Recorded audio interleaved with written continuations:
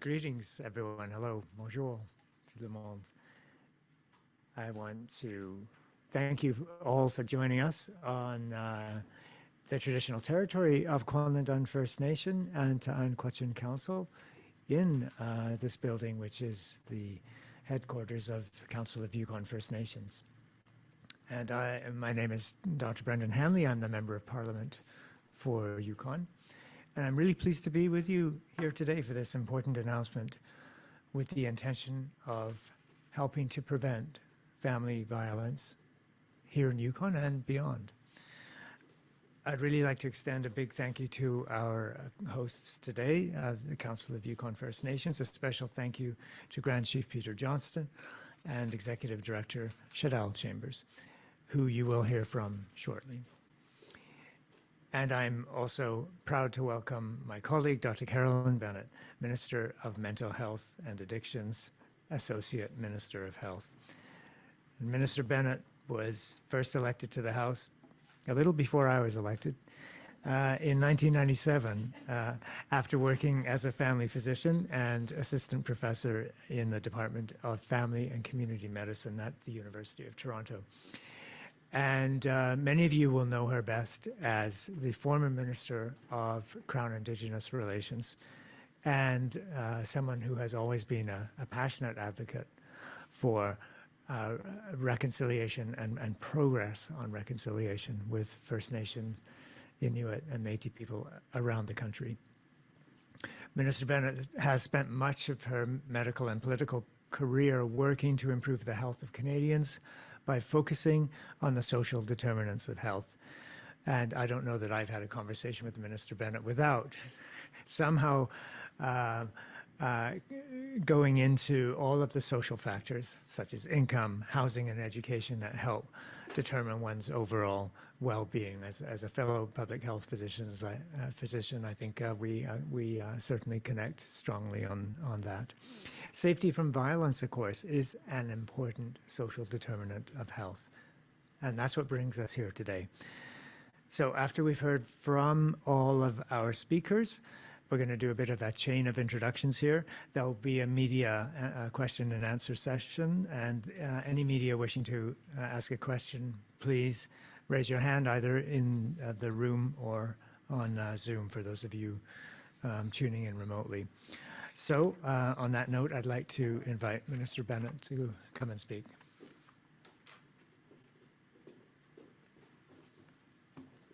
Thank you so much. And I too would like to acknowledge that we are here on the traditional territory of the Kwanlindun First Nation and Ta'an Quechin Council. And I'd also like to recognize today's the 25th anniversary of the self-governing agreements for Little Salmon Carmacks First Nation and Selkirk First Nation, who have occupied these lands for thousands of years.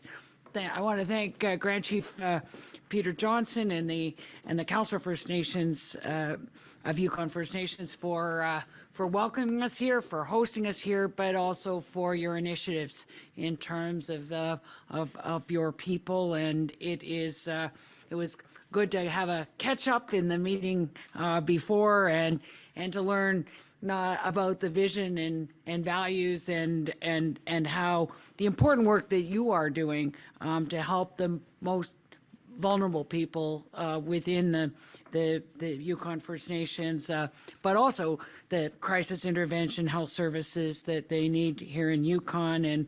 And I also obviously want to thank my colleague MP Hanley for the kind introduction, but also the significant contribution that you've already made to Parliament and to Canada in your just wise words and firm guidance on things like addressing the opioid crisis and drug poisoning head on, but also in terms of the how you are revered in terms of your fearless advice on everything to do with healthcare, but also the importance of social determinants of health. So we thank you very, very much.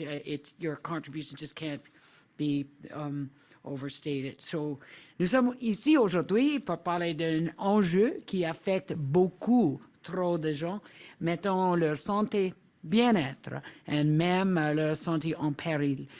Cet enjeu est les violences familiales ou fondées sur le genre. We tend to think of home, and when we say the word home, we think of family, a safe haven, a warm, supportive, and loving environment. Tragically, that is not the reality for everyone. And in fact, for many, especially women and children, home is the space where physical, psychological, and sexual abuse occur, and where fighting seems to never end. We know that family violence is all too common, accounting for roughly 40% of all violent crime reported to police. It can affect anyone, in any neighborhood, in any part of the country.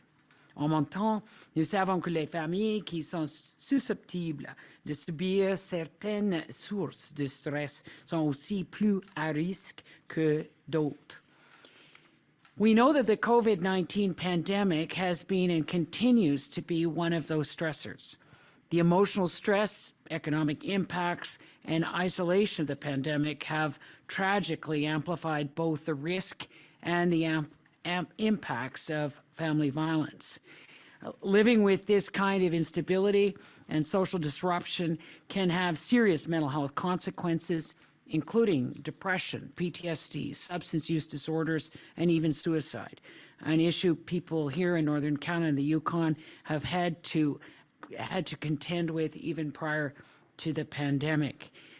We know that during COVID that there's been an increase in the issue of violence in the home. Some people have seen it as a almost parallel pandemic as we have seen the opioid crisis. It was interesting that the Canadian Women's Federation actually found, because the men weren't leaving their homes, that women didn't have a safe way to escape because the men weren't leaving for work. And they developed that tool of, in a Zoom call, of doing this, so that it was a quiet way of asking for help, as well as a function on some of the websites that would be an almost kill function, so that nobody could see which sites you were looking at if you were exploring ways to get out of the home. And so we know that exposure to violence is especially damaging to children and teens, and with research showing that experiencing or witnessing family violence in these critical stages of development can lead to a lifetime of health and social challenges. I think as a family doctor, I've seen firsthand how family violence can leave that legacy of pain. In fact, even as the daughter of a police officer that before the war, I remember my father didn't talk too much about the war, and he certainly didn't talk too much about policing. But one of the things he did discuss with me was how the hardest thing he had to deal with as a police officer was domestic violence. He felt that he wasn't actually trained, he didn't know what to do, and that there just didn't seem any right way to be able to handle this and be able to keep families together, or those supports that would support the children. It is, as we know, and I can remember when one of the first committees I sat on in Parliament was a joint committee on custody and divorce. And I remember looking at that video that was compulsory in some of the situations in Ontario, and it was of the children sort of cowering as the parents were fighting, and it's an image that I just won't ever forget. And of course, in the work that we've done on missing and murdered Indigenous women and girls, on all of the issues around changing child and family services, that the issue of family violence and violence in the homes quite often leads to that really, really downward spiral of children who have ended up in care. Le coût de la violence est beaucoup trop haut et nous ne pouvons pas le laisser affecter les générations futures. We must take action to prevent family and gender-based violence and ensure people at risk of these issues have access to quality, culturally appropriate, and trauma-informed services. So today, we are announcing that we're investing $1.18 million to the Council of Yukon First Nations for its STOP project that you will hear about. The program will be facilitated through a train-the-trainer concept in order to provide men in communities across the territory who have used or at risk of using violence in their family. The opportunity to participate in a voluntary violence prevention program in their home community. It aims to teach skills to address and prevent family violence while being sensitive to the participants' lived experience and perhaps past trauma. So we know that there is no one-size-fits-all solution to violence, but together we can help prevent and address family and gender-based violence in Canada. Cela va nécessiter de l'ensemble de nous que nous travaillons pour promouvoir des relations positives, que nous bâtissions des communautés en santé, changions les attitudes existantes et fassions la promotion de l'égalité. That's what today's funding will help to do. The project will help bridge the gaps for Yukoners that have been exposed by the pandemic and provide the support that families need to heal and to flourish, and for men to be able to have the understanding that the job of being a kind man, protecting your family, is really what is at the basis of the values of so many in terms of the traditions and the culture and the history of First Nations. Together, we will ensure that Yukoners and people across Canada and the Yukon First Nations, those at risk of gender-based and family violence, have access to the most culturally appropriate health services they need most, both now and for years to come. Thank you, Shokinthan. And now it's my great pleasure to have Grand Chief Peter Johnston come and tell you what CYFN is going to do. Just want to say good morning. Okay, it's Sutot and Chief for this opportunity. Just want to welcome Minister Bennett to the Council of Yukon First Nations, and MP Hanley. It's great to see you as well. Just want to say it's great to be here today to talk about this complex issue that has not only been plaguing our people as First Nation people for about 150 years, but this is a social issue that has been a part of our planet for many years. And the rule of thumb comes to mind when I think about, when we talk about violence and where that term came from. The rule of thumb, as a man, I could beat my wife or my partner with a stick less than the size of my thumb. So it's not something new to our society. It's nothing new to our world when it talks about violence. Unfortunately, since contact for our people as First Nations, the implementation of the residential school and the violence that our men in particular felt, and during that time, especially when it came to sexual violence, has been a lot of part of that problem, let alone when we infuse the alcoholism into our communities and how we dealt with that, and even just the grieving processes through all the trauma, through the building of the residential schools, the building of the Alaska Highway, the gold rush, all these occurrences throughout our history, let alone the Indian Act, have all built this complex issue. And then you add poverty, you add the lack of a role in our communities. I had the ability to grow up in my communities in the early 70s, and we had a lot of positive role models at that time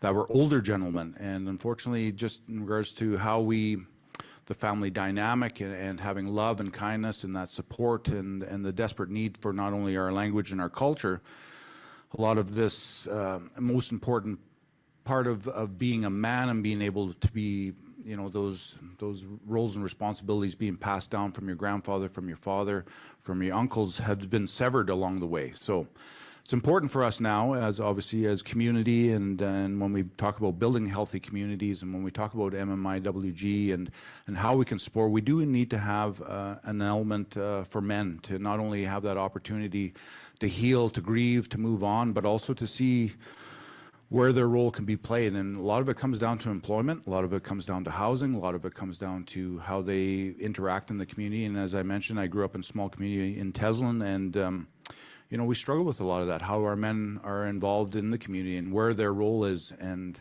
how are they being raised in a place where there's healthy love and kindness being not only implemented into their life so they know and what it feels to be loved, but how they can also implement and pass that on to their families. So it's great to see, because you know, here at the council we've been working a lot with families and working with community to help build not only capacity, but this will also help that capacity role, because in small communities and rural communities, even here in the city of Whitehorse, we struggle just to meet the demand. And when we build capacity in the communities and the vision is there, and there's opportunities for a safe house and places for our people to go to find respite, which we're working very hard to build those capacities, to have treatment facilities. There's so much to this, and so CYFN is just a small piece to this, because the First Nation governments, let alone the agencies that work on our behalf, let alone the governments that help support, it's all going to take all of us in order to make these realities come true.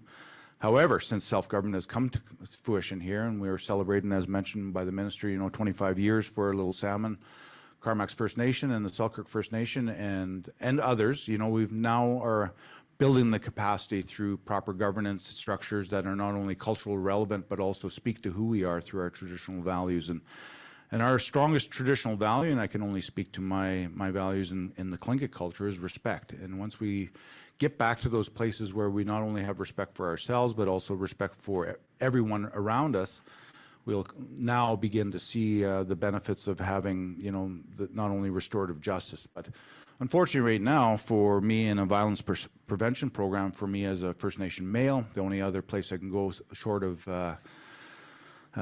being in that reality is going to jail. So there's so much in between those two gaps that we need to have not only fulfilled, but also to help that support. And like I mentioned before, we could do all the great work when it comes to MMIWG, but there's a missing component, is the support for men, because men is a very big portion of this picture, and a lot of that stems from, just as I mentioned, the systematic abuse, the barriers that men face every day, let alone First Nation people. So I'm so happy to see that we are now being a part of the solution going forward. I'm very thankful for our team, led by Shadelle. And now I'll pass her the mic so she can get more into the details of what we're trying to accomplish. So, Chish, and thank you once again. Ganesh Chish, Grand Chief, thank you for setting that context and raising a number of important points. So the Council of Yukon First Nations is pleased to be one of the recipients of the Public Health Agency of Canada funding to develop a Yukon First Nations culturally appropriate family violence and intimate partner violence prevention program. As the Grand Chief mentioned, ensuring that our men have a role and are taking a lead in violence prevention is crucial. So our program will ensure that this violence prevention program is led by Yukon First Nations men, and develop a train-the-trainer model to be delivered in all Yukon First Nations to help build the capacity and understanding. It is a barrier-free program to ensure, and a voluntary program, so really focusing on the prevention-based lens. You do not need to have charges or mandated to take this program, so that's a really important key, and it addresses a large gap here in the Yukon because there is not a voluntary prevention-based program. We are pleased to have been able to already hire a coordinator and have started to look at best practices across this country and develop a culturally appropriate Yukon First Nations-led program, and look forward to further developing our wraparound supports for Yukon First Nations families. As the Grand Chief mentioned, this is one component in a number of services that the Council of Yukon First Nations and Yukon First Nations are developing to ensure that there are culturally safe Yukon First Nations-led services. Ganesh Chish.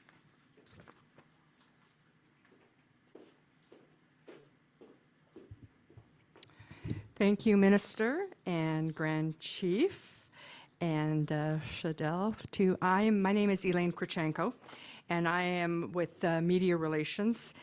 And I'm with the Media Relations team at Health Canada. Mon nom est Hélène Krachenko. Je suis ici avec l'équipe de relations avec les médias à Santé Canada. During the question period, we will begin with questions in the room before taking questions from Zoom. Pendant la période des questions, nous commencerons par les questions dans la salle avant de prendre les questions de Zoom. We will now proceed to questions from journalists in the room. Please state your name, media outlet, and whom your question is directed to. You will have the opportunity to ask one question with one follow-up. Please proceed to the first question. Any reporters? Do you want to come up here to the mic? Thank you. I'm Jim Elliott from the Yukon News, and this is a question for Shadelle Chambers. I was just, you mentioned the search for best practices and similar programs like this across the country. I was just wondering if there was any program or any other jurisdiction doing violence prevention well that has jumped out at this time. Thank you for that question. So yes, there are a number of programs across Canada that are developing some best practices and doing some really great work. What we want to do in the early stages is do jurisdictional scans to see what is working and components that we can take, but also ensuring that there's a culturally based appropriate here that is appropriate for the context of the Yukon. As the Grand Chief mentioned, we have self-government here in the Yukon, which is a lens that we want to look through to build self-determination, which we're not seeing that across the country, so we have a really great opportunity here. We have developed an early partnership with some folks in BC to take an existing program that we are, are open to us to adapt. So we're not starting from scratch, which is really important. This is only a 4-year project, and to really build something, it does take some time, and then delivering in the communities. We know capacity in the communities can be a challenge, so one of our main goal is building capacity within their own community so folks don't have to leave their community to get access to program, or we don't have to bring up non-Indigenous folks to deliver programming. I don't have a follow-up. Good morning. Julian Janak, CBC. This question is also for you, Shadelle. I'm just wondering if you could tell us a little bit more about the specifics of the program and how it'll work, what it'll look like, whether it'll include counseling services, et cetera. Yeah, so right now we are, as I mentioned, in the early stages, so we do want it to be low barrier, and we want it to meet the needs of Yukon First Nations families. Local folks would know that the Council of Yukon First Nations is building various wraparound supports and services here at CYFN. So we have our large team in family preservation who are working with families who are at risk of or who are currently involved in the child welfare system. We know families and children who are witness to or experience intimate partner violence at times have their children apprehended. So we see this as part of our continuum of wraparound services. We also are the service coordinator for Jordan's Principles, so again, ensuring that children have access to supports. We currently have 6 Yukon First Nations women who are clinical counselors already on our roster.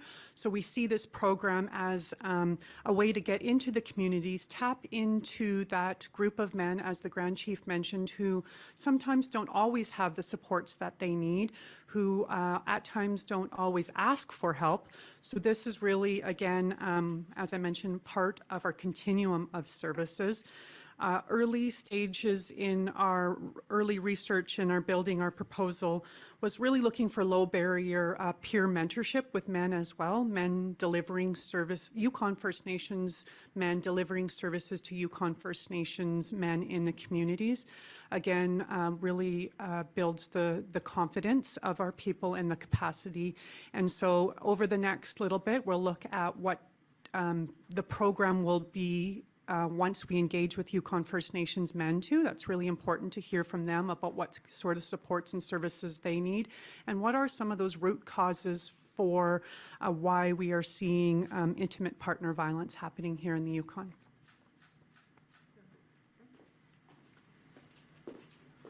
We will now proceed to questions from journalists online with Zoom. I'm going to send over the baton over to my colleague, Mark Johnson.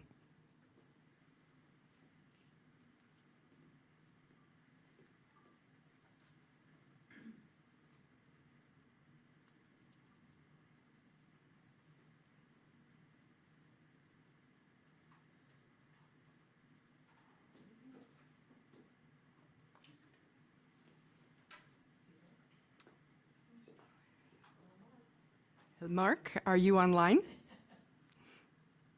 Hello?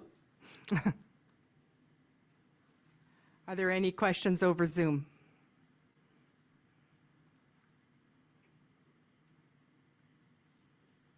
Yep, we have a question from Waco Star. Please go ahead. Yes, hello, can you hear me? Yes. Yes. Okay, I guess my question would be for Shadelle. I'm just wondering if there's a timeline to get this program up and running. So thanks for the question. We were just notified about 2 months ago that we were the successful applicant. So we're just figuring we've confirmed all those details. As I mentioned, we have successfully hired Samantha Dawson, who is in the room with us, as the project coordinator. We're really fortunate to have Samantha, who is a Yukon First Nations lawyer and has lots of experience working with the criminal justice system, which brings an interesting and unique lens to the program. She has only been with us about a month, so the next phase is to really develop the work plan, as I noted, do engagement with Yukon First Nations men and communities and partners over the next number of months, and adapt and piece together a real good program that meets the needs of Yukon First Nations, and hopefully being able to deliver in-community training within the next 8 to 9 months. It takes some time to, as I noted, adapt the training and ensure it works here in the Yukon. And then really build that train the trainer model. So identifying men, Yukon First Nations men in each community who would like to take a leadership role and to take this on and build the capacity, and then deliver the program over the next number of years. Also, we are doing a component of research through this piece, so building research components and analysis during the 4-year project to ensure that we have evidence-based, and that analysis to hopefully then continue on with this program and ensure that it is continually available. As I noted, right now there is not a voluntary violence prevention program here in the Yukon. Did you have a follow-up question? Thank you, I do not.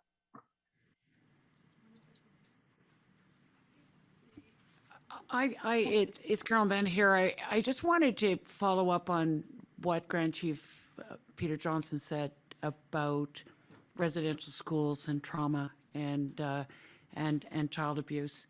And child maltreatment is part of the overall funding of this, but I think that that quite often our experience is that people don't understand their emotions and why they are reacting in the way they do. And I think that when we look to trauma as the genesis of a lot of trouble, that people have pain, psychic pain, that they end up numbing out with alcohol or drugs, to deal with the anger and shame, to deal with that pain. And that can lead to violence, suicide, incarceration. And so that this upstream approach of letting men know where this anger is coming from, where that it wasn't their fault, and for them to be able to talk about their pain in a safe way, I think is the way that we are trying to move upstream on all things to do with trauma-informed care. And it is way better that it's a prevention. And it is way better that all Canadians understand that in trauma-informed care means that for a very long time we've been asking the wrong question. What's the matter with this person? Instead of what happened to this person.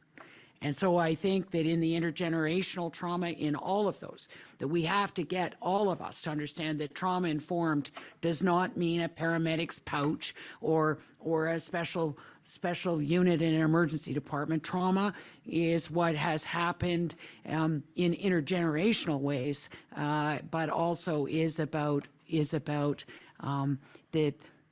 what happened to people in their early life, and so that is what we're seeing now, even during COVID, as we put up the Wellness Together platform where people could quietly explore resources, that we're finally seeing that some of the men are coming.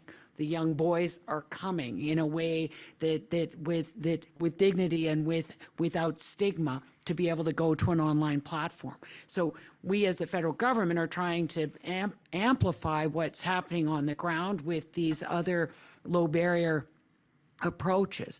But there's no question that First Nations led approaches and listening to the men as to what they need is going to be the way through this.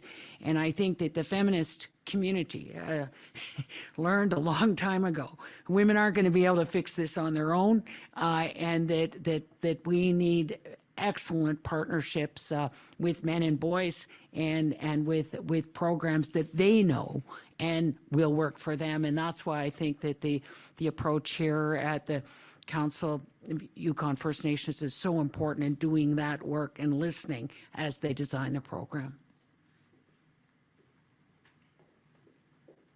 Thanks. We have another question. John, go ahead.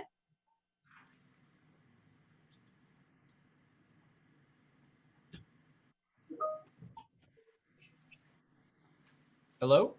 Yeah, can hear you. Hi. So my question today is that the primary goal of this program is to identify Yukon First Nation men who are at risk of using violence in their family. I guess with that, there's also the possibility that some may not want to participate in this program.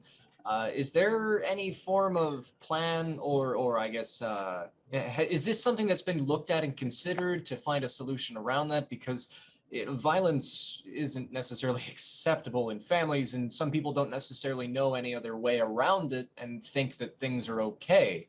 So I guess to put it succinctly, if someone doesn't want to participate, how is the program going to work with that?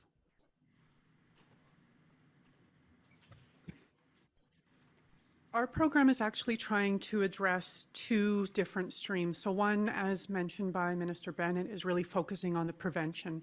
However, we are looking at exploring with the criminal justice system, the court system here in the Yukon, particularly through the Therapeutic Community Wellness Court, around if there's an opportunity for those men who have charges to take the program as well. So we're looking at not solely through the prevention-based lens, although we recognize that is really important.